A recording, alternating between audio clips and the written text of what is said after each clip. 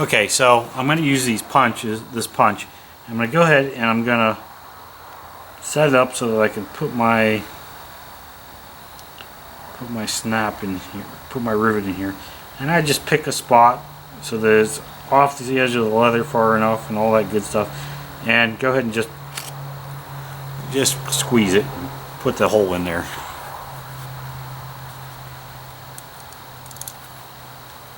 And then pop it out, and then that's what you end up with, a nice hole all the way through it.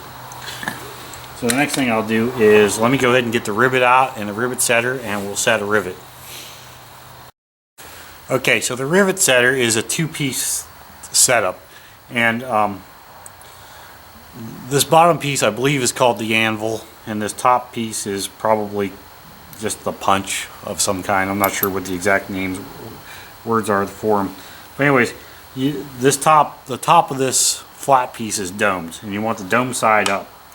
And on this punch, you got a flat side here and a dome side here.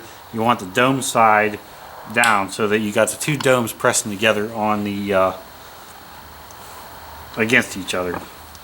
And the rivets are pretty simple. One's a male and the other one is a female. And you basically just stick them through the hole. Stick one through one side. Stick the other one through the other side. And I usually just give them a squeeze with my fingers so they kind of stay together. And then you turn around and you set it on your anvil like so. Set your punch on top of it, and then just give it a tap with the hammer. And I usually turn it over and give the opposite side a tap too. I don't know if I'm doing that correctly or not, but I do. And actually I think I'm going to take this board off here. Do it one more time like this.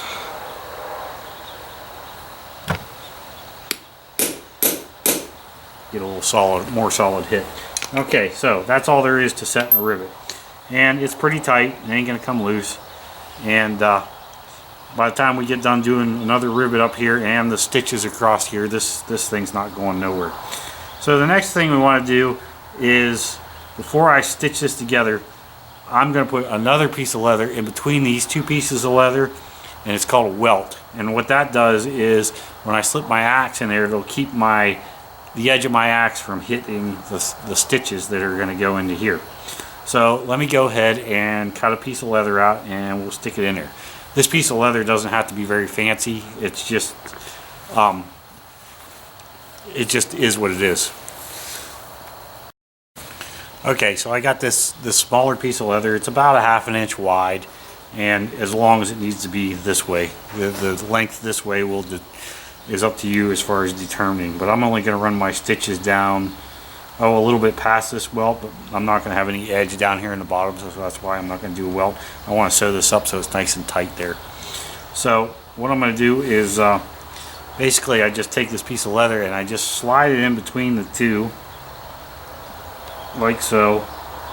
And the reason I'm doing it this way is because I'm not sure how a leather worker person does it, but I have a real hard time holding these things, all three of these, steady at one time. So I usually try to sort of put it together, and then you want to line all three edges up so that they're nice and even. And what you end up with is something like this, where you got all three pieces of leather, 1, 2, 3, in line with each other.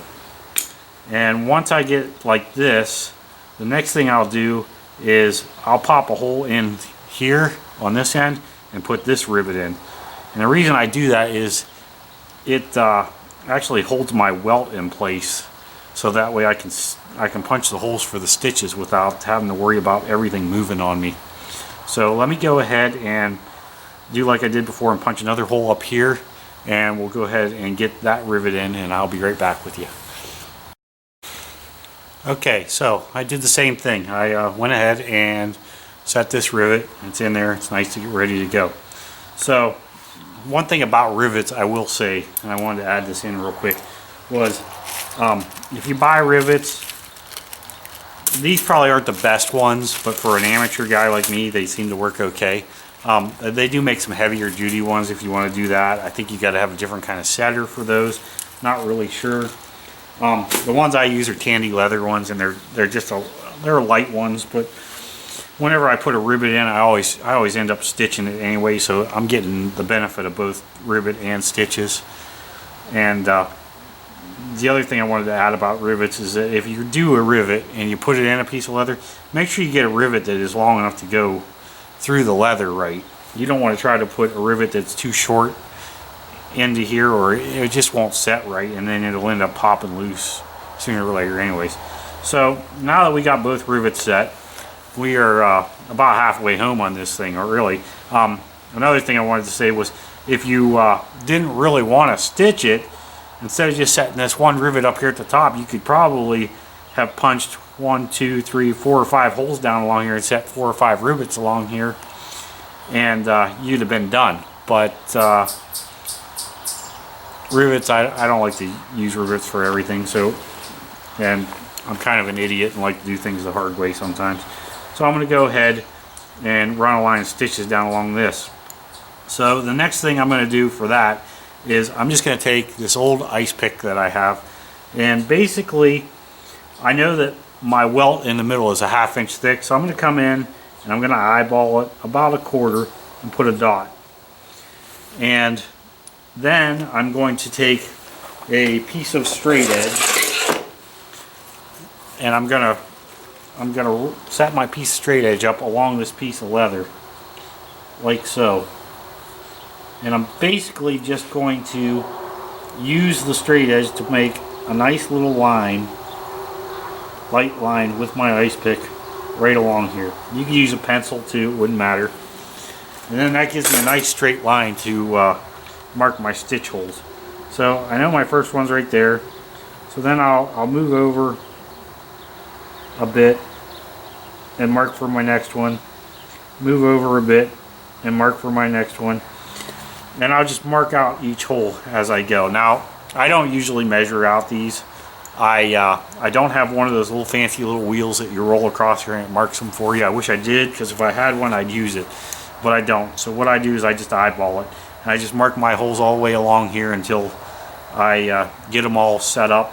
And then after that, I take this ice chisel and I basically just put it over each mark where I marked for a hole. Then I use my wooden mallet and I tap it down until it goes all the way through and just barely punches the backside of the leather. And when I'm doing that, I'm trying to keep this ice chisel nice and straight. That way my holes on the backside end up straight. With my stuff, they don't usually always end up straight. It is what it is. That's another one of those tricks that I'm not sure how they do it, but you know, it is what it is, and I just do the best I can. So let me go ahead and mark out the rest of these and start punching them out, and then I'll get back to you. Hey guys, thanks for watching the video. I'm going to go ahead and cut this video a little short and break it up into sections because it's running a little too long and I want to keep them kind of short for YouTube. So I just want to say thank you. If you like the video, like it, share it, subscribe, and thanks again, and stay tuned for the next part.